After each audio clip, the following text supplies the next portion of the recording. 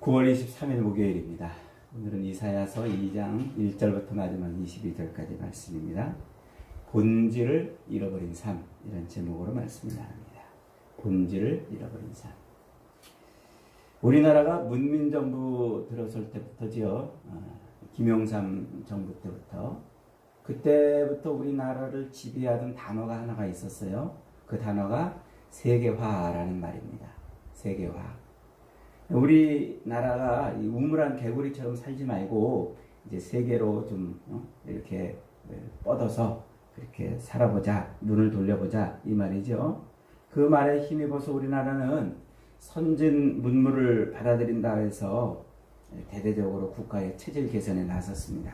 정치, 경제, 문화 이런 측면에서 아주 대단히 많은 변화를 시도했고 또 변화를 경험을 했습니다. 그렇게 하다 보니까 우리나라의 오랜 전통들, 그리고 우리나라의 독특한, 우리나라만 가지고 있는 독특한 문화, 그리고 대한민국 다움, 이런 것들을 굉장히 많이 잃어버렸어요.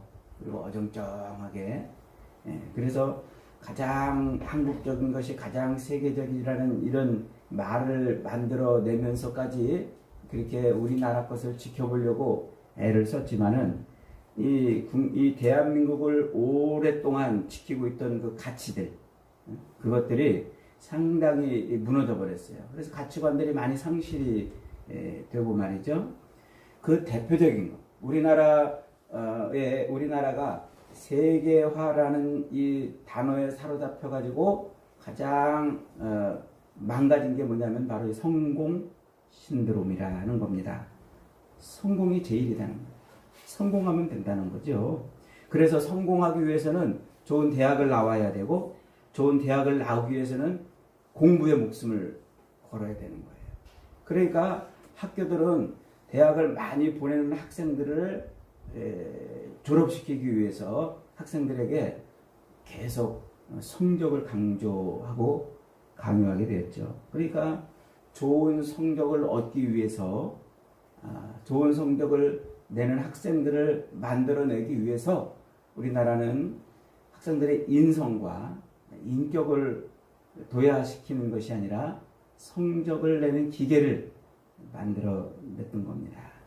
그러면서 이 부모들의 가치관, 부모들도 자식을 바라볼 때 이놈아 공부해야지, 이 말이 그냥 입에 달고 살 정도로 그렇게 아이들을 성적으로, 공부로 몰아붙였다는 것이죠. 왜냐하면 그게 성공의 지름길이기 때문에 그랬습니다.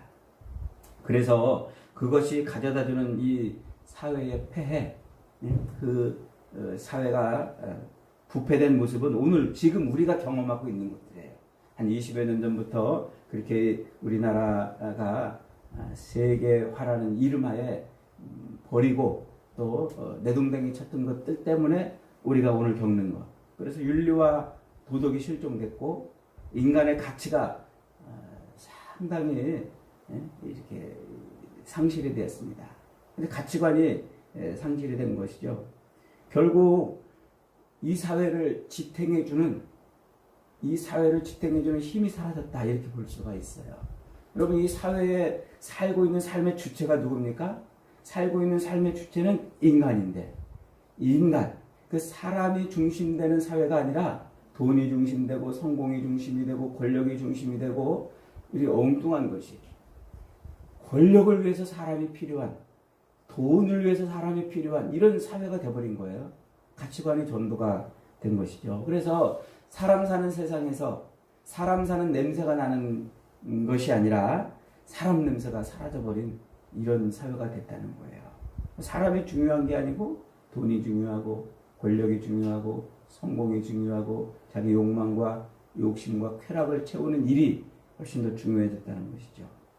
오늘 우리가 읽은 이사야서 2장의 이 본문을 들여다보면 우리 사회가 이 십수년간 겪었던 이런 많은 사회적인 문제들, 그런 것들을 떠올리게 하는 그런 본문이에요.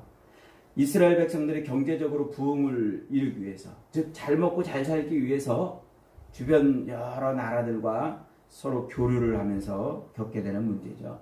마치 우리나라가 세계화를 해야 된다고, 개방화를 이루어야 된다고 하면서 가장 한국적인 것들을 뿌리채 뽑아 내던진 것처럼, 그리고 우리의 이 사회를 지탱하고 있는 우리 사람의 중심하며 살기보다는 엉뚱한 것을 붙잡고 살았다는 거예요. 엉뚱한 것을. 당시 이사야 시대에 이스라엘은 수많은 열강들에 둘러싸여 있었습니다. 그 열강들 속에서 살아남기 위해서 이스라엘은 그런 나라들과 교역을 하고 무역을 확대했죠. 그러면서 군사 동맹을 또 맺어나갔습니다. 무역과 교역의 확대로 그들은 경제적인 번영을 누렸으며, 때에 따라서 이 나라와 또 저 나라와 이런 군사적인 조약을 맺고 그렇게 외교를 펼쳐감으로써 적절한 평화도 유지할 수가 있었습니다. 그래서 7절에서 보는 것처럼 이스라엘은 은금이 가득하고 보화가 무한하며 그 땅에는 마필이 가득하고 병거가 무수했다 그랬습니다. 한마디로 평화를 누리고 번영을 누렸다는 말이죠. 번영을. 여러분, 백성들이 잘 먹고 풍부하게 살고 평화롭게 산다면 그것보다 더 좋은 일이 어디 있겠어요? 그죠? 다 누구나 잘 먹고 또 누구나 다 평화롭게 산다면 그거보다 더 좋은 일이 또 어디 있겠습니까? 그거야말로 정치를 하는 가장 중요한 이유고 또 국가가 조립하는 아마 가장 중요한 이유일 것입니다. 그런데 그런 경제적인 풍요와 또 안정적인 평화를 누리고 있는 그 이스라엘을 향해서 지금 이사야가 외치고 있는 말이에요. 이사야가 뭐라고 외치고 있습니까? 5절에 보니까 야곱의 족속아 오라 우리가 여호와의 빛에 행하자 이렇게 말하고 있어요. 지금 무슨 소리를 하고 있는 겁니까? 이스라엘이 지금 경제적인 번영과 안정적인 평화를 누리고 있는데 여호와의 빛에 있는 것이 아니라 어둠의 그늘에 덮여 있다는 것이죠. 6절에 보니까 지금 이스라엘 백성들 속에는 동방의 풍습이 가득하다 그랬습니다. 동방이라 하면 지리적으로 이 팔레스타인의 동쪽이죠. 그래서 저 위로는 시리아와 그리고 그 위로 아수르 그리고 모압, 암몬 이런 나라 등이에요. 그러니까 이제 이스라엘이 아닌 엉뚱한 동방에 있는 나라들의 그런 풍습이 가득하다 그랬습니다.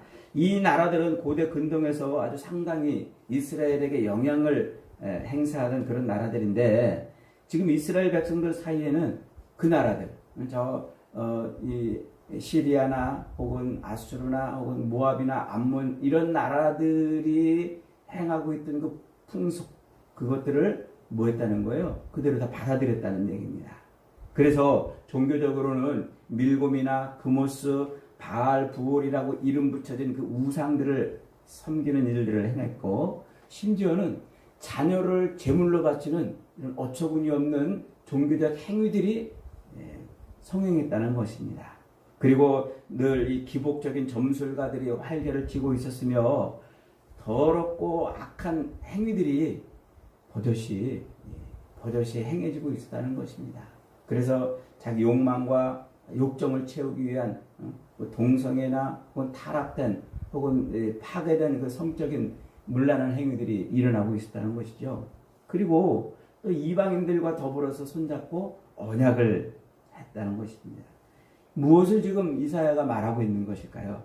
마치 우리나라가 세계화, 개방화를 부르짖다가 어느 때면가 가장 한국적이고 가장 고유한 민족의 가치를 잃어버린 것처럼 이스라엘 백성들이 잘 먹고 잘 살기 위해서 평화와 안정을 누리며 살기 위해서 이 나라 저 나라와 교역을 하고 손을 잡고 언약을 맺고 군사적 동맹을 맺다가 하나님의 백성이라는 정체성을 잃어버렸다는 거예요. 하나님의 통치하심을 잃어버렸다는 거예요. 지금 이스라엘을 통치하는 이스라엘을 통치하는 힘이 누군지를 잃어버렸다는 것입니다. 그러니까 이스라엘의 왕은 하나님이라는 사실을 잊었다는 것이죠. 잊어버릴래야 잊어버릴 수 없는 가장 중요한 삶의 가치들을 내동댕이 쳐버린 겁니다. 여호와의 빛에 거하는 것, 여호와의 빛에 거하는 것을 버렸다는 것이죠. 그래서 그들의 삶 속에서는 우상이 넘쳐나게 되고 그것도 모자라서 자기들이 조각해서 만든 그 조각품, 그 우상들을 스스로 섬기는 이런 어처구니 없는 일까지 벌어졌다는 것입니다. 이방 나라들이 행하는 그 모든 풍속과 악습을 따라했다는 것이죠. 백성들은 자신들의 번영과 부귀를 위해서 이방인들처럼 우상 앞에 엎드리는 일을 서슴지 않았습니다. 권력자들은 그 권력의 보장 때문에 이방인들과 손잡고 동맹을 맺는, 그리고 군사력, 무기에 의존하는 이런 일들을 당연시 여겼다는 것이죠. 자기들의 삶의 부유와 풍요로움 때문에 지금 하나님을 버렸다는 얘기입니다. 하나님의 통치하심, 그 여호와의 빛, 하나님의 그늘 아래서 떠나왔다는 얘기죠.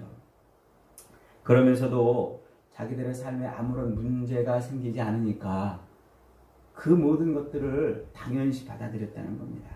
오늘 그런 이스라엘 백성들을 향해서 이사야 선지자가 뭐라고 외치고 있는 것입니까? 하나님이 그들을 버리셨다. 하나님이 그들을 버리셨다고 선언하는 것입니다. 하나님의 심판의 칼로 그들을 치시겠다고 하는 것입니다. 자신들이 믿고 의지하는, 가장 의지하는 그것으로 하나님이 그들을 뭐하겠다? 치시겠다는 거예요. 그러니까 은과 금과 이 풍요로움을 유지하게 하는 이 땅에서의 경제력, 그리고 군사력, 그런 것들로 이스라엘을 치시겠다는 겁니다. 1절은 오늘 이렇게 시작하죠. 아모스의 아들 이사야가 받은 바 유다와 예루살렘에 관한 말씀이라. 이사야가 받은 말씀이라 그랬죠. 유다와 예루살렘에 관한 말씀이라. 그런데 이 받았다라는 표현, 이 받았다라는 말은 보았다라는 말입니다. 보았다. 그러니까 이사야가 지금 하나님으로부터 뭔가를 이렇게 본 거예요. 하나님이 보여주신 거예요. 비전해 주신 거란 말이죠.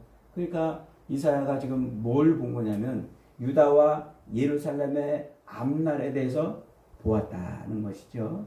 그래서 이 말씀은 다른 말로 말하면 계시를 받았다, 이 말하고 똑같은 말이에요. 그러니까 2절에 보니까 또 뭐라고 표현하고 있습니까? 말이래 여호와의 전에 산의 모든 산 꼭대기가 굳게 설 것이다 그랬어요. 말이래. 그래서 이 받았다라는 이 말과 말이래라는 말은 늘 성경에서 같이 등장하는 말이에요. 언제 등장하느냐? 마지막 때 하나님의 심판이 임할 때 등장하는 말이에요. 말세를 표현하는 것이죠. 말세. 그러니까 마지막 때 하나님께서 세상을 심판하시는 그 종말, 그 마지막 때를 표현하는 말이 바로 보았다라는 말과 말이래라는 말. 이 두 말이 합쳐져서 말세를 표현하는 거예요. 이 두 말이 가장 많이 등장하는 게 어디입니까? 요한계시록이에요.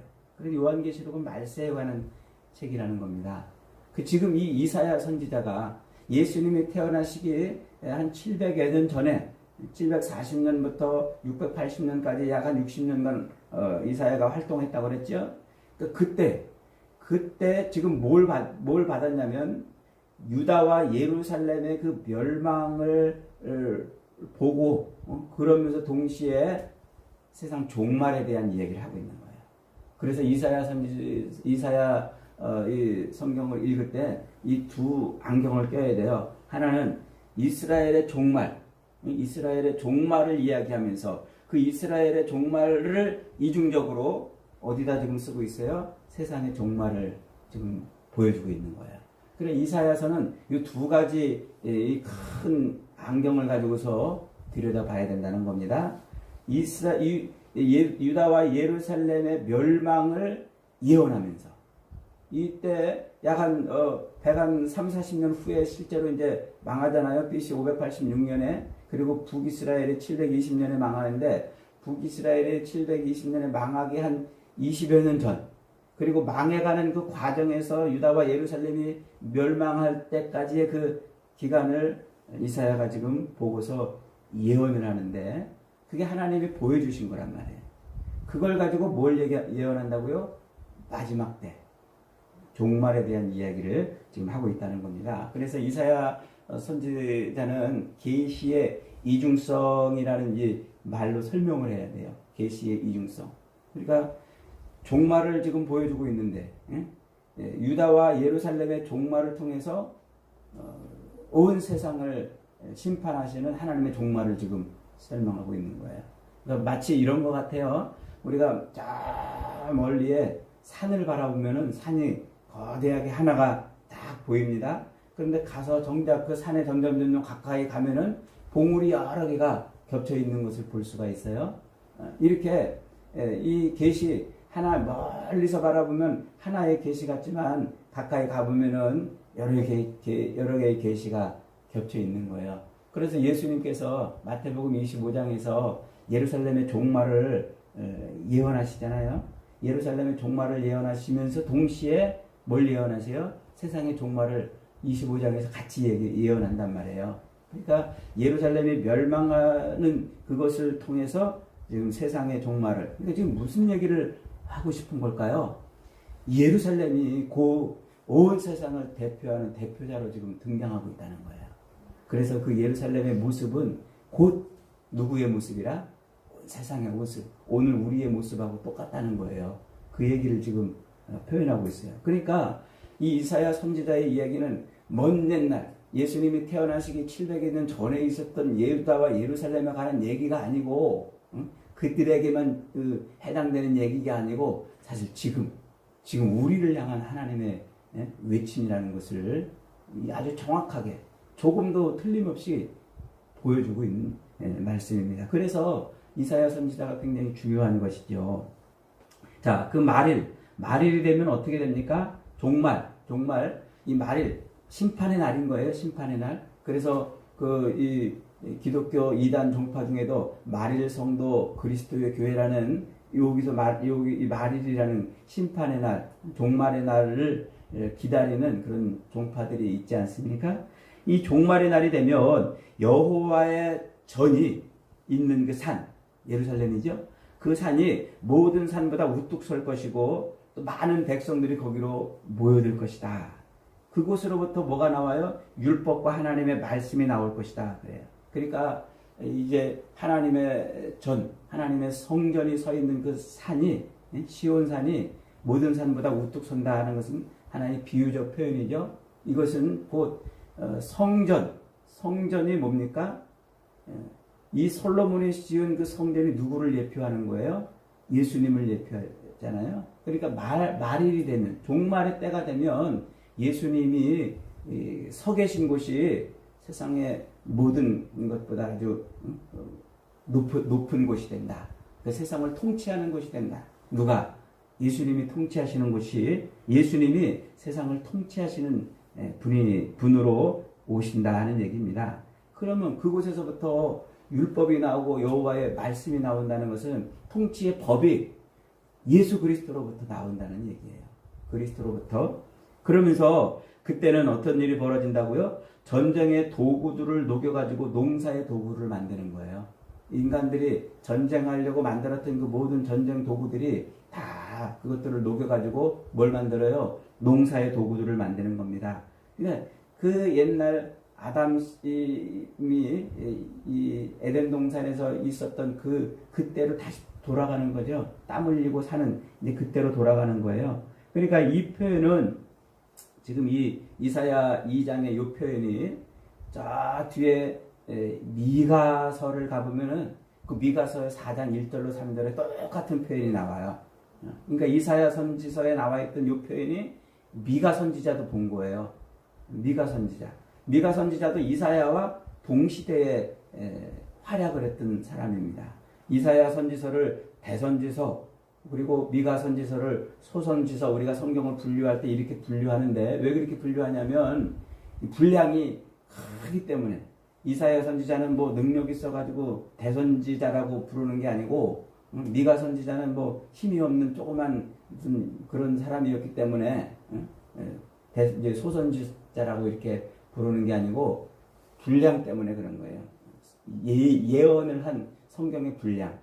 그러니까 이사야 선지자는 예언의 분량이 굉장히 많아서 대선지자라고 이제 부르기도 우리가 그렇게 부르는 거죠. 그러니까 실상 똑같은 시대에 동시대에 같은 것을 지금 보고 설명을 하고 있는 거예요. 그러니까 지금 무슨 얘기를 미가 선지자와 이사야 선지자가 동시대에 같은 것을 하나님께로 받아가지고 유다와 예루살렘에 관한 이야기를 하면서 세상 종말에 대한 예언을 지금 하고 있다는 겁니까? 하나님의 심판이 확정적이라는 거예요. 하나님의 심판이 조금도 어그러짐 없이 그대로 확정적으로 이어질 것이다. 그러면서 아까 읽었던 5절에서 야곱의 족속아 오라 우리가 여호와의 빛에 행하자라고 지금 말하고 있는 것입니다. 그렇게 이스라엘 백성들을 타락한 하나님에게서 멀어진 그래서 자기들의 욕망과 욕심을 채우는데 급급하며 경제적인 풍요를 누리고 또 안정적인 평화를 자기들의 힘으로 얻으려고 했던 그들, 즉 하나님에게서 떠난 그들을 어떻게 한다고요? 하나님이 심판하신다. 그런데 12절 이하에 보세요. 대저 만군의 여호와의 날이 모든 교만한 자와 거만한 자와 자고한 자에게 이 말이니 그들이 낮아지리라 그랬어요. 이 만군의 여호와의 날이라는 말이 곧 말일입니다. 그날이 곧 심판의 날, 종말의 날인 것이죠. 그 여호와의 날이 임하면 어떻게 됩니까? 하나님의 심판이 임하면 바위 틈에 들어가서 숨고 진토에 얼굴을 묻어도 여호와의 그 위엄과 영광을 피할 수 없다는 말이죠. 그날에 사람들이 암혈과 토굴에 들어가 숨어도 하나님의 그 광대하신 영광을 보지 않을 수가 없다는 얘기예요. 즉 하나님의 심판의 날이 임하면 모든 사람들이 토굴 속에 들어가 숨고 진흙 속에 들어가서 얼굴을 파묻고 있어도 하나님의 영광을 피할 수 없다라는 것이죠. 이 말이 똑같이 어디에 등장합니까? 요한계시록 6장, 7장에 6장에 등장하죠. 그래서 요한계시록 6장에도 6번째 인을 뗄 때 이런 표현들이 나와요. 사람들이 그 영광, 하나님의 영광의 심판에 들어오시는 하나님의 영광을 피하기 위해서, 도망가기 위해서 바위야 내 위에 무너져라, 땅아 내 나를 숨겨다오, 이렇게 막 외친단 말이에요. 그 하나님의 영광을, 심판에 들어오시는 하나님의 영광을 피할 수 없다는 거지요. 근데 누가 그렇게 심판을 받아요? 교만한 자, 거만한 자들. 그들이 낮아지고 그들이 심판을 받는다는데 이 교만한 자, 거만한 자가 누굴까요? 그 교만하고 거만한 자가 곧 하나님의 영광의 빛에서 떠난 자들이란 말이에요. 즉 하나님의 통치하심을 거부하고 하나님에게서 멀어져 있는 자. 즉 신이 없이 하나님을 거부하고 자기 욕망과 욕심을 채우기 위해 사는 사람들. 이걸 교만한 자라고 이렇게 표현해요. 거만한 자. 신의 통치를 받지 않고 하나님의 통치를 받지 않고 자기가 자기 삶의 주인이 되어 사는 사람. 이게 바로 거만한 자라는 것이죠. 그러니까 지금 이스라엘 백성들이 이 땅에서 사는 삶 속에서 자기들의 욕망과 욕심과 풍요를 위해서 하나님을 내동댕이 친 거예요. 하나님의 그늘의 빛에서 떠난 거예요. 그리고 뭐 하는 거예요? 자기들의 힘으로 살아가려고 했죠. 이게 교만한 죄고 거만한 죄인데 그것이 곧 말일에 세상의 종말에도 동일하게 적용된다라는 것이죠. 그러니까 여러분 지금 이스라엘 백성들의 모습을 통해서 이사야 선지자는 오늘 우리의 모습을 지금 보여주고 있는 거예요. 교만한 자, 거만한 자, 하나님을 떠난 자라는 것이죠. 그러니까 이 땅에서 잘 먹고 잘 살고 평화를 누리고 안정적으로 평안한 삶을 살기 위해서 가장 중요한 하나님을 내동댕이 친 거예요. 하나님을 내동댕이 친. 그게 이스라엘의 죄고 유다와 예루살렘이 가지고 처한 상황이고 그게 오늘 우리 이 땅의 모습이라는 겁니다. 사랑하는 여러분, 저와 여러분은 정말 이 땅에서 우리의 통치자 되시고 왕 되신 그 하나님에게서 멀어지는 것이 아니라 오히려 더 하나님과 더 가까이 가고 하나님의 빛에 거하는 삶을 통하여 하나님의 영광을 누리는 저와 여러분이 되시기를 주님의 이름으로 축원합니다.